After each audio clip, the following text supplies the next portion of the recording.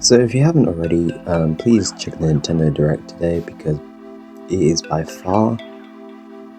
all means, I was really shocked by how amazing some of these announcements were. Obviously, you got the Doug ones, which I'll kind of go over but a little bit.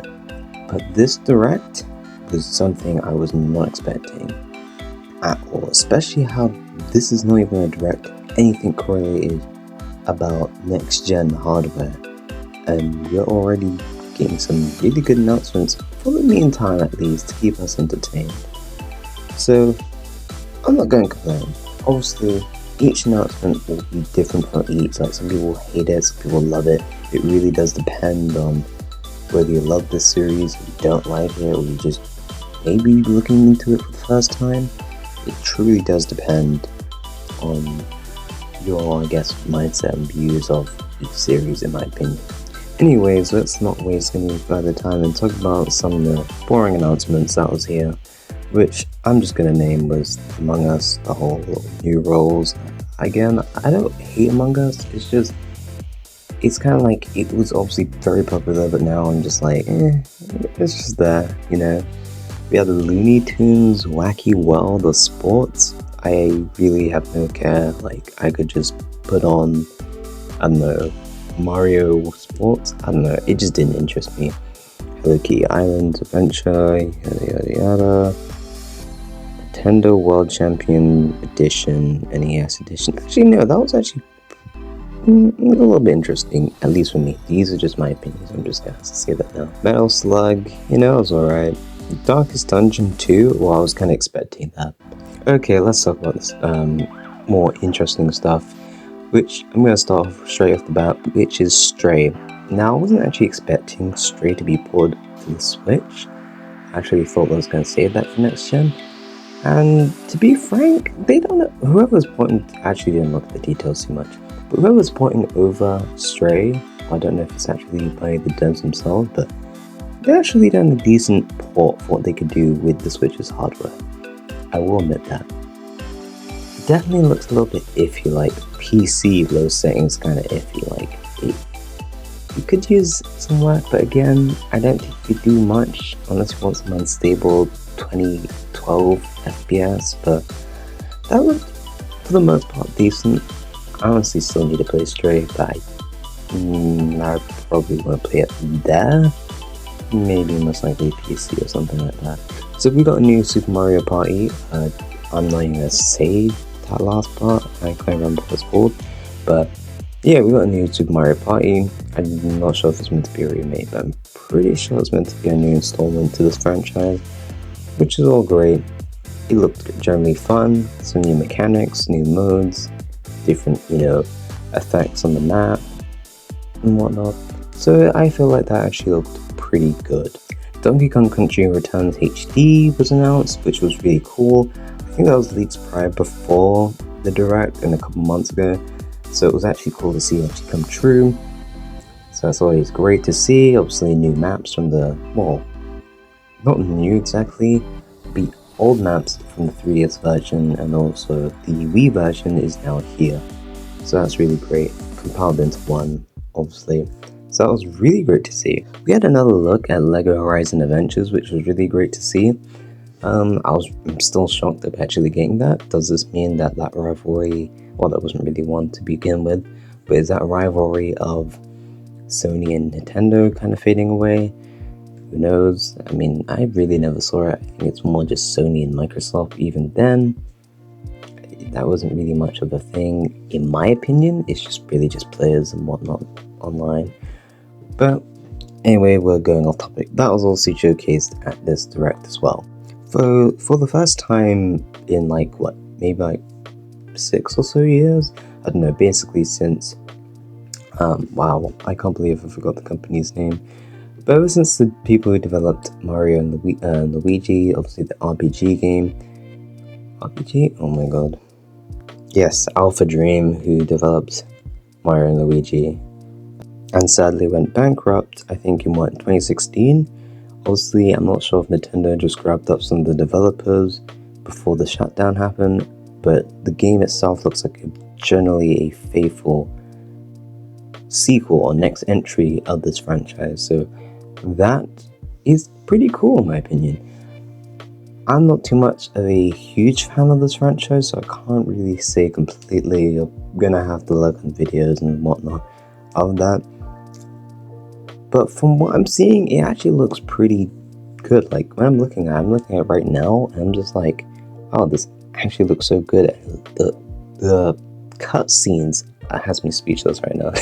The cutscenes generally look so good and just animate with such life and care.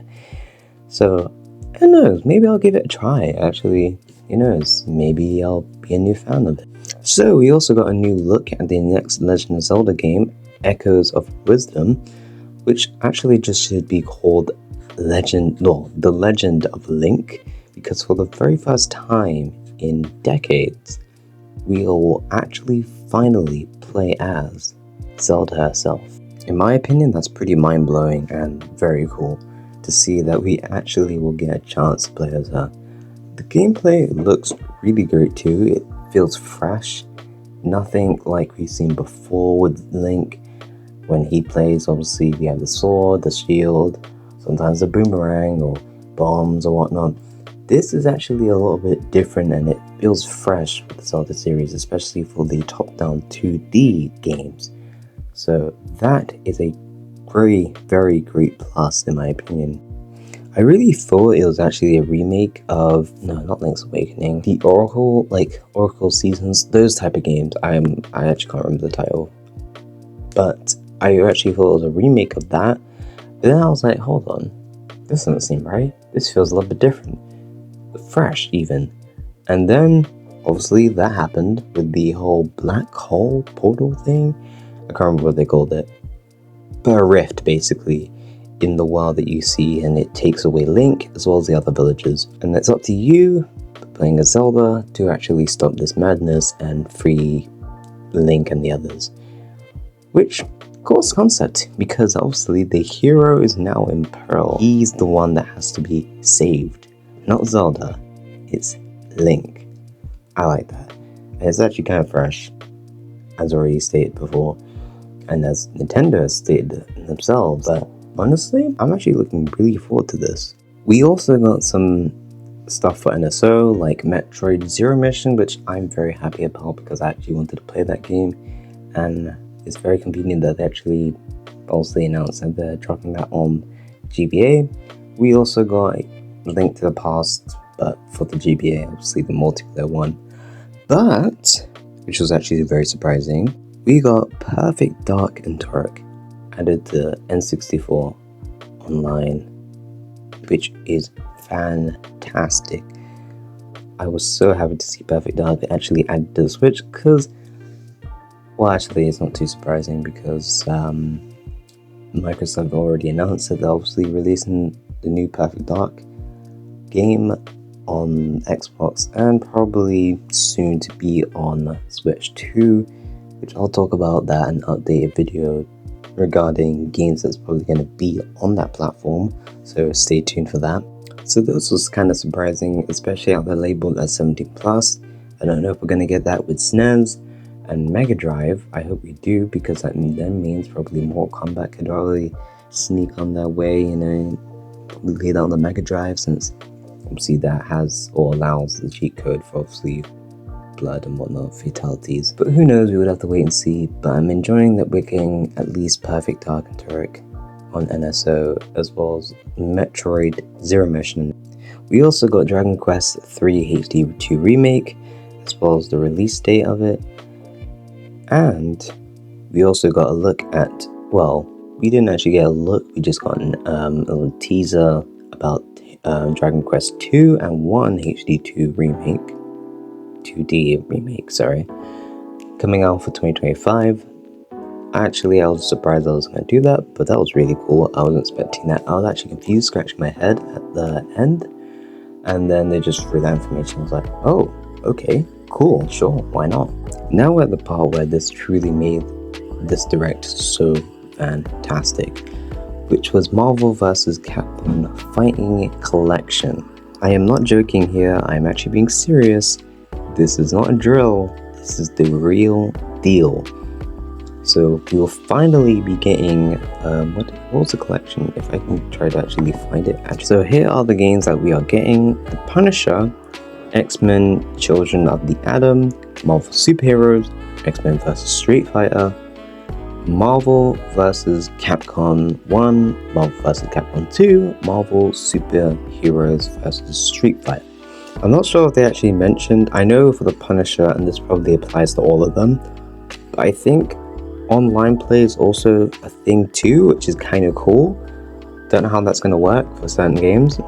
Well, I say I don't know, I probably do, but that would be interesting if they do implement that. They probably won't, and I think it's just probably a Punisher thing. I think they said local, I could be wrong. I don't want to raise your hopes up, so please do not have expectations like through the roof that we're getting online. I'm not sure. They didn't give us exact release date, but what we do know is that it will be available this year. And lastly, we have Metroid Prime 4. Yes, we actually got a look at it for the first time, gameplay and all. It is looking great. And I actually want to make some speculations actually in another video regarding it. But what I am going to say is that it looks like it may be definitely a cross-gen type of game. Because it looked great. But at the same time, I think it's looking like that because obviously the Switch's hardware is quite limited. And we might obviously get a next-gen version of it or patch, who knows. But that's just kind of like a theory that I have. But this game looks phenomenal, and it's great to see Samus back in the forefront in a new installment to the Metroid Prime franchise, which is called Metroid Prime 4 Beyond. I am in absolute shock, and I feel like I'm dreaming right now. So without further ado, I'm going to leave it there for today. I will probably talk about it in another video later on this week, maybe. I'm just saying, watch those directs, or not directs, wow. Watch those trailers of some of them, because they was really great. Specifically Metroid Prime and Marvel vs. Capcom. Two phenomenal. I absolutely peak. Best thing I've seen in so long from a direct. Without further ado, this is The Void signing out.